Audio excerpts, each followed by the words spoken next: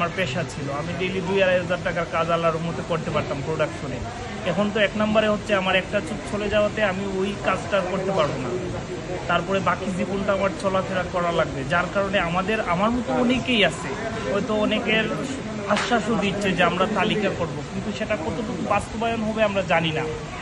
কিন্তু আমরা তো মোটামুটি সবারই আমাদের লক্ষ্য একটাই ছিল, কিংবা সবাই আমাদের পাশে ছিল। আমি চাই সবাই আমাদের পাশে থাকুক এবং আমাদের একটা, বিশেষ করে যাদের অঙ্গহানি হয়েছে তাদের একটা নির্দিষ্ট তালিকা করা হোক, তাদের যাতে খোঁজখবর নেওয়া হয় সবসময়, বা আমরা এখন যেরকম সাপোর্টগুলো পাচ্ছি যেটা পরবর্তীতে ওই সাপোর্টটা পাই। কারণ আপনারা যে দেখতে আসতেছেন এর জন্য আমরা মানসিকভাবে অনেকটা সুস্থতা বোধ করি, এটা হচ্ছে সবচেয়ে বড়। এই সাপোর্টটাও দরকার।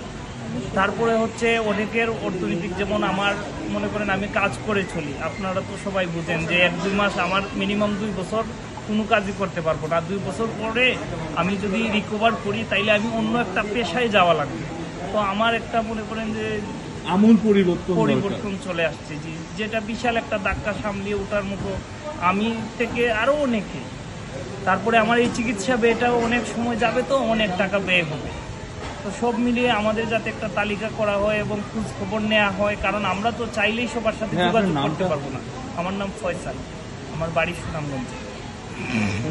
ফয়সাল ভাই।